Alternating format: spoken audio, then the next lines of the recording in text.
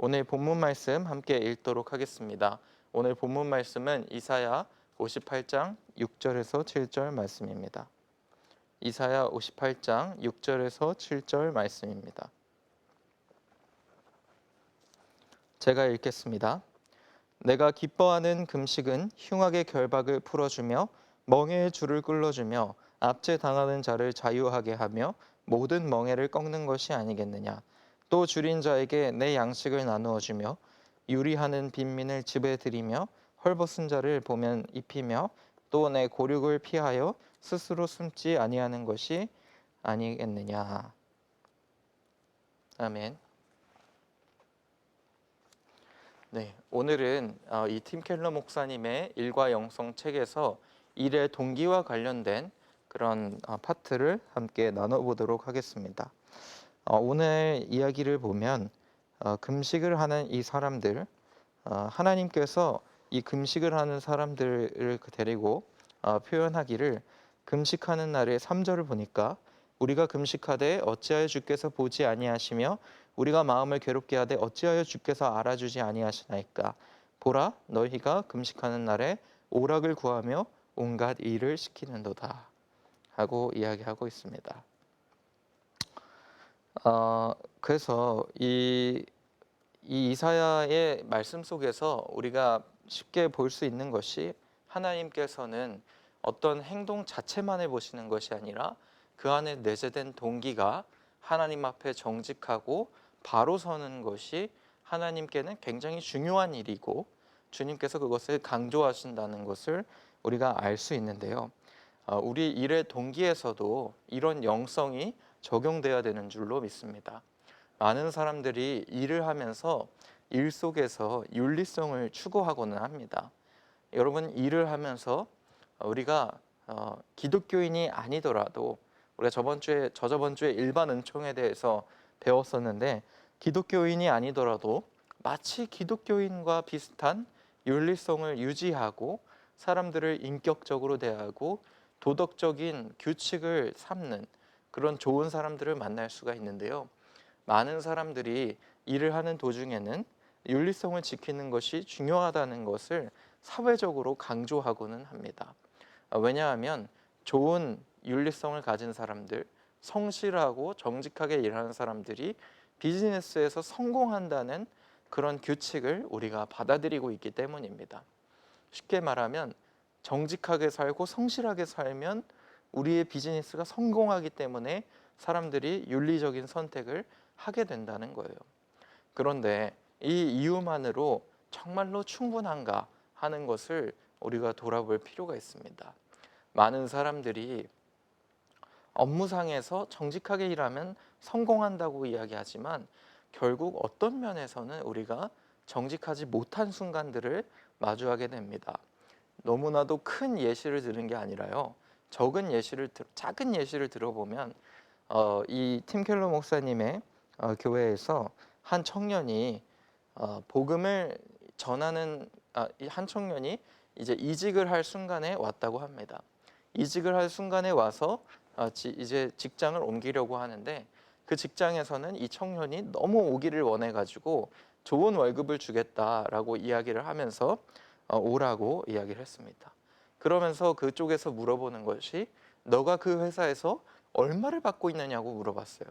그랬더니 그 청년이 내가 지금 거기에 가면 뭐 휴가도 몇 주 더 줄어들고 일하는 시간도 좀 더 늘어날 텐데 그거를 내가 다 반영해 가지고 지금 받는 것에 몇천 불, 몇백만 원을 더 얹은 연봉을 상대방에게 이야기해야겠다라는 생각을 하게 되었습니다. 이 생각이 여러분 나쁜 게 아니라고 느낄 때가 얼마나 많아요? 우리가 사실은 그 생각 자체가 나쁜 것이 아니라고 저도 느낍니다. 그 사람이 회사를 옮기면서 내가 진짜 받는 월급은 아니지만 내가 생각해 보니까 휴가도 줄어들고 일할 수 있는 시간도 많아지니까 내가 상대방에게 조금 더 연봉을 많이 받기 위해서 몇백만 원, 몇천만 원 늘린 것도 아니고 몇백만 원을 12개월에 나누면 사실은 뭐 10만 원, 20만 원을 더 얹어서 부르는 것이죠. 그래서 그렇게 더 얹어서 부르는 것이 뭐가 나쁩니까?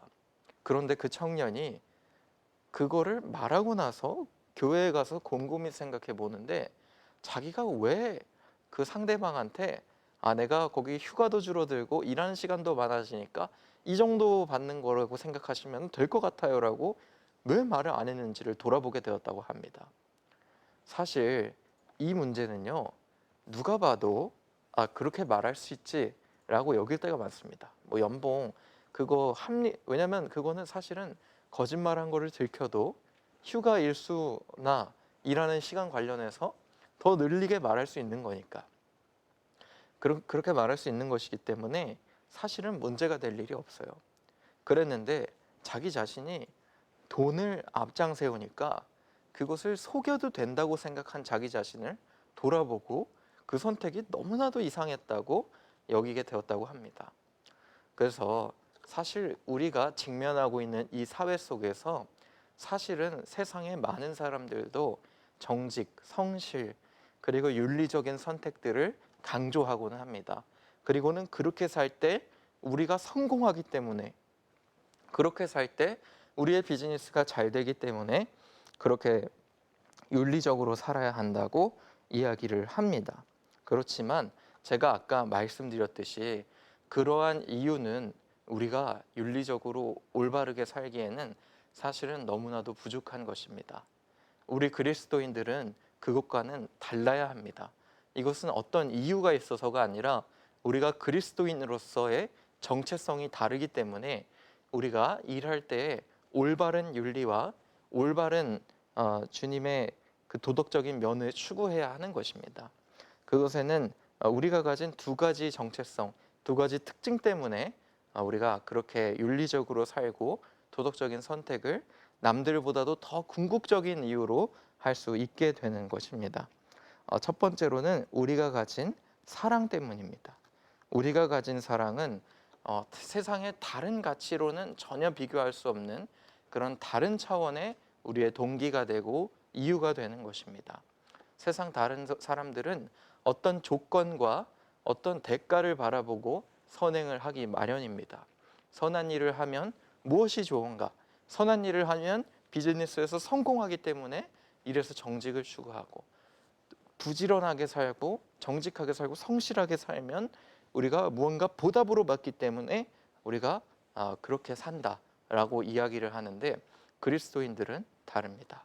그리스도인들은 이미 그 사랑을 받았기 때문에 남들 앞에 그 사랑을 전하는 것이요, 내가 이미 부족함 없이 충만한 사랑을 하나님께 받고 있기 때문에 그 안에서 우리가 충만하게 성실할 수 있는 것이요, 그 사랑을 힘으로 우리가 정직하고 열심히 살 수 있는 것입니다. 그래서 사실 부지런하게 사는 것은 굉장히 상식적인 일입니다. 많은 사람들이, 믿지 않는 사람도 당연히 부지런하게 살아야 한다고 이야기를 하잖아요. 하지만 기독교인의 원천인 영원한 사랑은 다른 것입니다.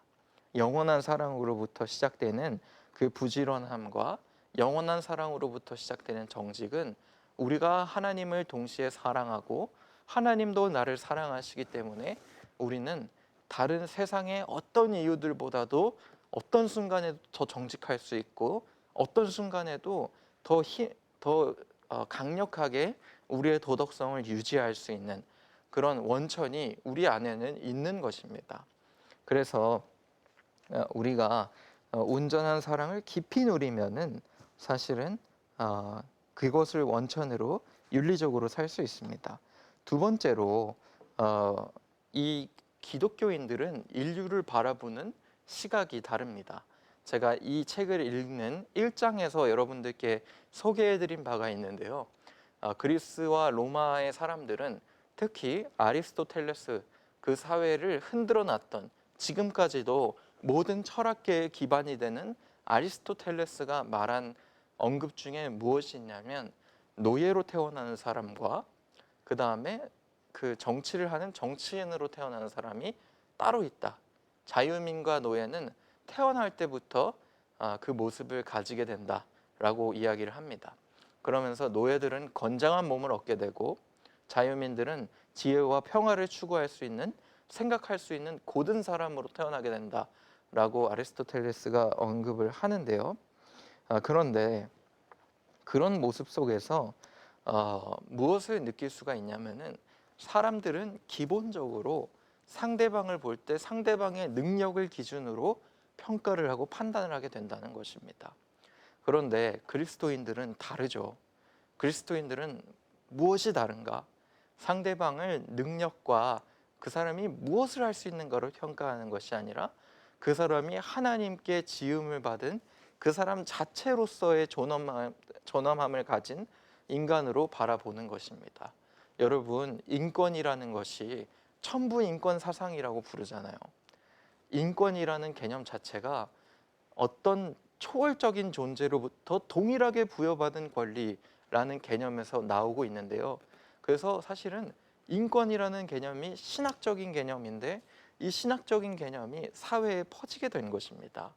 그래서 우리가 그리스도인으로서 사람을 바라볼 때 사람을 온전히 존엄성이 있는 사람으로 바라보게 되고 사람에게 얼마든지 인간적으로 대할 수 있는 동기를 샘솟게 하는 것이 하나님의 시선으로 사람을 바라보는 일입니다. 제가 사실은 이 책의 초반까지 여러분이 제 설교를 다 들었으면 좋았을 텐데 오늘 또 소개를 해드리겠습니다. 캐서린이라는 사람을 제가 둘째 주에 소개를 해드렸습니다. 캐서린이라는 사람이 어떻게 하면 하나님께 영광을 돌릴 수 있을까 하는 고민 속에서 살다가 굉장히 큰 그 부자 월스트리트에서 일하는 그 금융가를 그만두고 자기가 잘하고 하나님께 영광을 돌릴 수 있는 일을 하기 위해서 출판사에 들어갔던 사람이었어요. 근데 그 사람이 맨 처음 교회 사역을 이 리디머 교회, 이 팀 켈러 목사님의 교회에서 자기 직장 그만두고 출판사에 들어가면서 또 교회 사역도 하기 시작했는데 교회에서 이제 비즈니스맨들을 하나님의 관점으로 이렇게 도와주는 그런 일들을 하기 시작했는데 그 목사님들이랑 그 사역자들이랑 캐서린이랑 모여서 아침 식사를 하면서 앞으로 우리가 어떤 계획을 가지고 그것을 어떻게 실현 가능하겠는가 하는 것에 대해서 이야기를 나누고 있었대요. 그런데 이 사역자들이 아이디어를 내긴 냈는데 야, 그거를 하려면 너무나도 어렵고 우리가 누구를 알지 못하면 상당히 쉽지 않겠다 이런 이야기를 하는데 캐서린이 그 사람들한테 이 얘기를 했다고 합니다. I got a connection. 이게 무슨 말이냐면 나한테 연줄이 있어요. 내가 저 뉴욕에 내가 아는 연줄이 있는데 그 연줄한테 이야기하면 가능할 것 같습니다. 이렇게 이야기하니까 그 사역자들이 그 캐서린을 곰곰이 보더니 캐서린한테 이 말을 해주었다고 합니다. 캐서린, 우리가 지금 하고 있는 것은 사역이기 때문에 당신이 말하는 그 연줄은 사람입니다. 그래서 사람으로 말씀해 주십시오. 우리가 일을 세상의 어떤 능력이나 그런 가치들로 평가를 하고 사람을 그것으로 바라보게 되면요, 우리가 사람들과 하게 되는 관계는 연줄이 돼요. 그리고 우리가 하나님의 계획 안에서 쌓아놓았던 건 경력이 됩니다. 그래서 상대방을 연줄과 경력 이런 것들로 부르게 되고 상대방이 인간적인 가치로 상대방을 바라보는 것이 아니라 나에게 무엇을 도움을 줄 수 있는지로 그 사람의 가치와 명칭을 바꿔 부르게 되고 나에게 무슨 유익이 있는지로 상대방과의 관계를 시작하게 된다는 거예요. 그렇지만 하나님의 시선으로 사람을 보는 사람, 온전한 존엄성을 인정하는 사람은 다르게 행동하는 것입니다. 만약에 우리가 어떤 회사에 이사라고 해서 정리해고를 할 순간에 처해 있다고 봅시다. 그 이사가 정리해고를 하는 가장 단순하고 쉬운 방법이 뭘까요? 인사과에 말해서 가서 해고시켜 하는 거죠. 그리고 인사과에서는 종이를 뽑아서 오늘 정리해고 목록입니다. 게시판에 붙이면 됩니다. 그리고 사람들은 박스를 가지고 나가는 거죠. 이게 그냥 이 사회에서 벌어지고 있는 일이잖아요. 그런데 우리가 그리스도인이라면요, 인간의 존엄성을 인정하는 사람들이라면 그 과정 속에 남들이 보기에는 불필요한 순간들을 집어넣는 것입니다. 만나고 투명하게 정보를 공개하고 우리가 이런 상황 속에서 정리해고를 할 수밖에 없다. 미안하다 사과하고 상대방을 만나고 대화하고 이해시키고 완전히 이해할 수 없더라도 그러한 노력들을 벌이게 된다는 것입니다.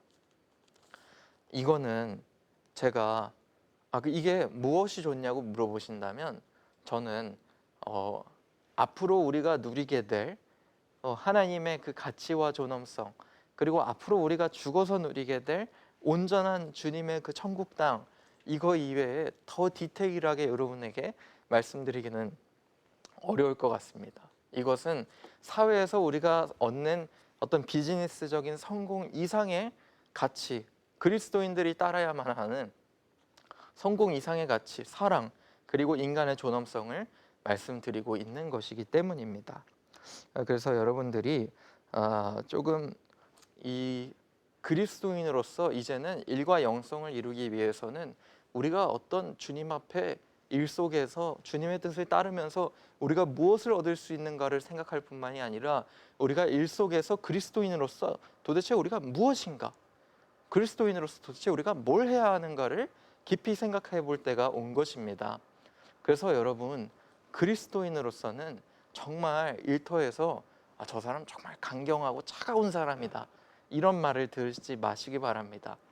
뭐 우리가 하는 일터가 남들에게 차갑게 보일 수밖에 없는 그런 상황들이 있기는 하지만은 그래도 그 순간에도 우리가 얼마든지 남들에게 무조건 따뜻하게 대하는 게 아니라 인격을 존중할 수 있는 선택을 할 수가 있어요.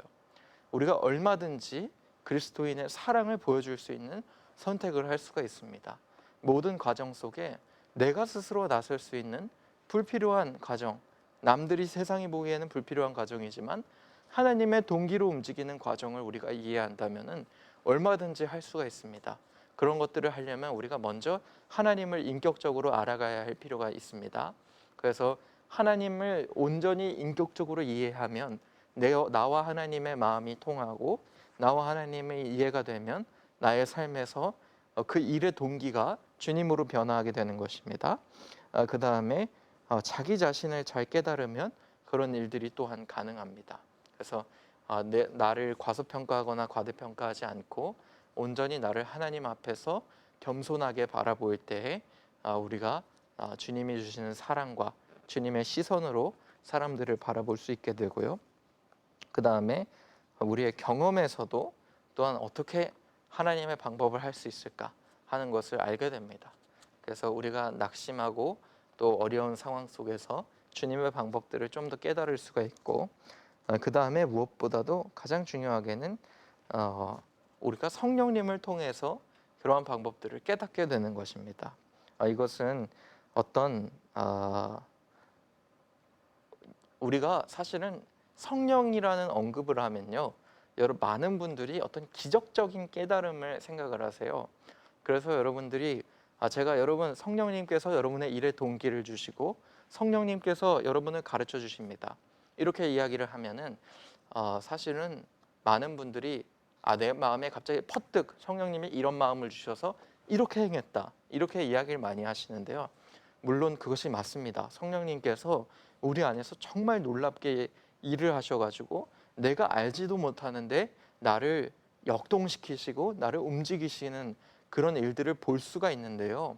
그런데 여러분 우리가 꼭 기억해야 되는 것이 무엇이냐면 예수님께서 우리에게 성령을 보낸다는 이야기를 하면서 너희 안에 하나님의 말씀을 깨닫게 하리라. 내가 한 말들을 너희 안에 깨닫게 해주시는 분이 바로 보혜사 성령님이시다. 이런 이야기를 했는데요. 거기서 우리가 알아야 되는 포인트가 뭐냐면은 성령님께서 단순히 그렇게 우리의 마음을 기적적으로 변화시키고 퍼뜩 생각이 나는 걸로만 작용하시는 것이 아니라 우리가 하나님의 말씀을 기억하고 읽고 그 깨달음을 받을 때 그것을 우리 안에 더욱더 긴밀하게 하시는 분이 성령님이라는 것입니다. 그래서 여러분 인생에서 내가 노력하고 내가 인생에서 어떻게 하면 하나님의 뜻에 맞춰서 살까 고민하고 말씀을 읽어보고 묵상하는 모든 과정 속에 성령님이 개입하시는 것이지 우리가 성령님이 해주신다고 하니까 탁 손 놔놓고 그렇게 사는 것이 그리스도인의 삶이 아니라는 것입니다. 성령님께서 우리 안에 우리가 말씀을 읽고 묵상하고 또 우리가 그러한 고민을 할 때 우리가 고민하는 것 이상으로 예수님을 우리 안에 더 생생하게 부각시키셔서 우리를 담대하게 만드시고 우리에게 용기를 주시고 또 우리에게 만족과 겸손과 자비를 주시는 것입니다. 그래서 여러분 우리가 이 삶 속에서 누구를 의식하면서 일하시는지를 돌아보시기 바랍니다. 오늘 제가 이 설교의 서론에서 한 젊은 청년에 대해서 말씀드렸습니다. 그 젊은 청년은 자기가 진짜 정직하게 말해도 되는 순간에도 돈이 개입되고 돈을 의식하면서 사니까 거기서 정직을 추구하지 않는 모습을 봤어요. 그리고 그 청년은 내가 이렇게 시작하는 이 회사에 들어가서 이렇게 시작한 이 회사에서 내가 이렇게 돈을 추구하면 그 회사에 끼치게 될 부정적인 영향에 대해서 생각을 하게 됐대요. 여러분들 무엇을 의식하면서 일하십니까? 조금이라도 내가 더 능력을 많이 벌고 싶어서 일하고 계세요? 그러면 여러분은 사실은 자기 자신을 내가 능력과 상관없는 주님의 존엄성 있는 존재라는 것을 제대로 보지 못하고 있는 것일 수 있습니다. 여러분, 내가 돈을 보면서 일을 하고 계세요? 그렇다면 여러분은 주님의 가치와 주님을 의식하지 않는 것일 수 있어요. 여러분, 우리가 그리스도인이라면 우리가 그리스도인으로서 우리의 정체성을 세웠다면 인생의 수많은 풍요로움과 따뜻함과 평화와 화평과 만족과 겸손이 있을 수 있지만은 그거를 더 넘어서서 우리가 그리스도인으로서 정체성을 삼는다면은 우리의 일자리에서도 그것이 반영돼야 되는 것입니다. 우리가 주님께서 우리에게 주신 영원한 사랑으로 나의 일의 원동력을 삼고 또 주님이 우리를 바라보시는 그 시선으로 나와 다른 사람을 바라볼 때 우리의 일의 동기가 세상 다른 사람들이 가진 동기와는 전혀 비교할 수 없는 놀라운 그런 원천이 된다는 것을 여러분이 아시고 또 그런 원천을 가지고 사시기를 주님의 이름으로 축원합니다. 이제 축도하고 예배 마치도록 하겠습니다. 이제는 우리 구주 예수 그리스도의 은혜와 하나님의 사랑과 성령님의 교제 교통하심이 이제 하나님 안에서 주님의 사랑과 또 주님의 시선을 일의 원천으로 삼고 살기를 원하는 우리 예본교회 성도들 머리 위에 이제로부터 영원토록 함께 있을지어다. 아멘.